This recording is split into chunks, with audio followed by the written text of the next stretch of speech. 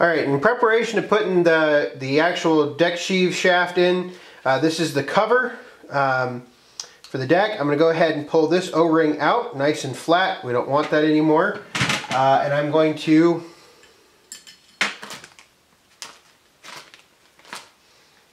find my O-rings.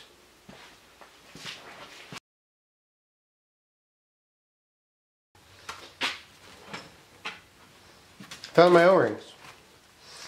So, both O-rings are the same. I'm going to take them out. Go ahead and just drop it in there. So, new O-ring, perfect. So actually what we're going to do, we're aiming to fit this side right here. Now what I'm going to do is I'm going to go ahead and take some brake clean all this up. And this right here actually needs a shim. So this shim right here is going to go right there. And so I'm going to get some RTV to put in there. So to avoid mindless banter that a friend was helping me do some of this, I decided I would just do narration. Now one of the things that I did want to point out is the fact that I opted not to use RTV. I have used RTV in the past, and it's not necessarily required to do this. I did realize that I forgot to put grease or oil on the O-ring, so you'll see I'm doing that now. The shaft, in the previous video, I put the seal in. I did want to note that the seal was slightly recessed when I took it out of the gearbox, so I recessed it to just where it was at. Got the shaft installed. There I am putting some assembly lube on the bearing that's in the lid there that I'm putting on. Just tapping it in there, make sure it's nice and level, and then just put the bolts in. I have to get the bolts in, tighten it down. Pretty easy peasy job, and had to find a wrench, I guess. And that part of the gearbox is done. Now, coming up, I think it's important to note that you'll see me do some things twice and whatnot. I'm going to try to pick all that up. In total, I bet you I have about 2.5 hours in rebuilding this gearbox. Now, you just saw me take off the old O-ring from the front part of the deck, or front part of the deck gearbox. The O-ring, interestingly enough, was there are two different sizes coming off of the gearbox, but they are the same size when you order them. So as I was saying in the previous part of the video, the way you put this together is kind of weird. The fact that the bearings kind of V towards each other to hold them in place. There's a snap ring on front of the bearing, that first bearing right there, so you can't put the bearing in after you put the seal in. I'm not sure why. So there I am putting the shaft in there and then getting the bearing, and we cleaned out all the bearings and everything. And in this case, the bearing was a little bit flush, or was flush with the front of the gearbox. You see I got a little off there, but it's okay. The gearbox has been sitting on that seal now for almost 48 hours, and it's still fine. So you see I got it level. What I'm trying to do there is, originally I was just using a socket that was a little bit bigger than the whole opening there. So the opening supported it. But obviously that didn't quite work, so I just kept adjusting it. You don't want to adjust too much at one time. The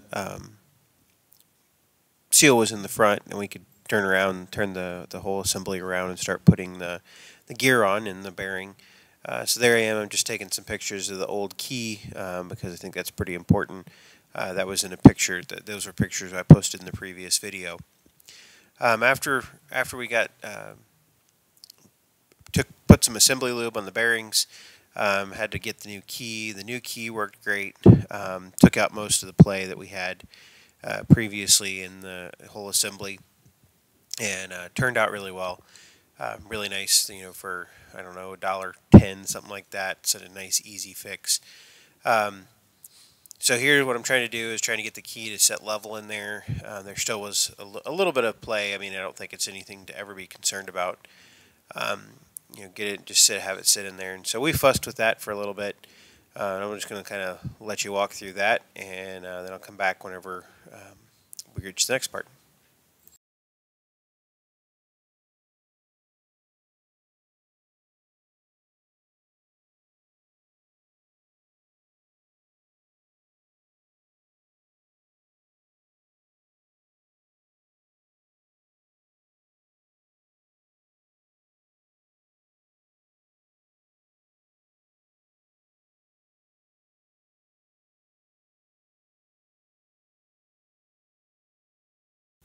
So we finally got the bearing to sit right, and after that we can put the nut on.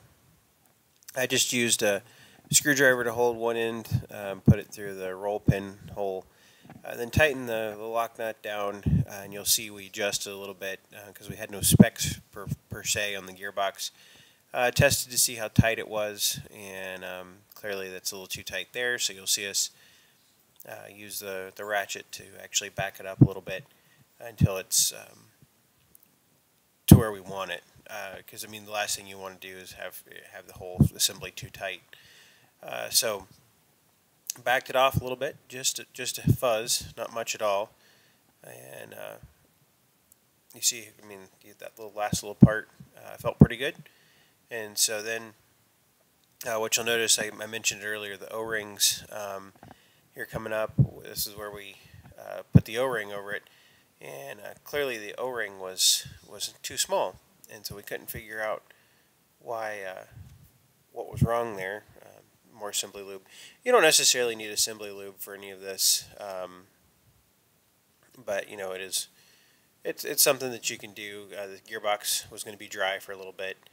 I didn't want any flash rust or anything, and so you can see where I found out that the O-ring was too small, and so we just wrapped it over the whole assembly, and it worked just fine. Cleaning it up, keeping things clean is very, very important in this case. So yeah, putting it back together, put the bolts on there, and kind of call it good. So I'll let the video play out a little bit, and I'll come back in just a minute.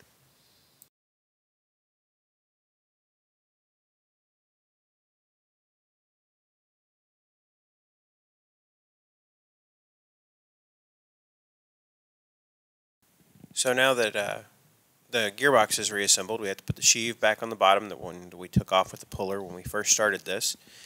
And that's just a matter of, I wanted to get it cleaned up. And so I was actually, I don't know, there's probably a 10-minute gap there in the video. You can kind of see the clip there where I was off doing some other stuff and trying to get that pulley clean. In this particular case, and evidently I'm gone again. So I was off getting the key. I found out where I was at. After I got the key in there, then you can put the sheave on. Like I've said before, brass hammers they do great things. What I ended up doing is I actually went and I had to make sure that the key looked good, and I actually ran it over a file and some steel wool to make it polished up really nice. So here I am getting the roll pin, putting the roll pin in. You could use a regular hammer for this. You don't have to use a brass hammer, but that's what was there. So after this, test it out, and I think everything looks good. I went ahead and put the plug back in the side, but I actually came back later and filled it up with gear oil and just to test out the seals and everything. So thanks for watching.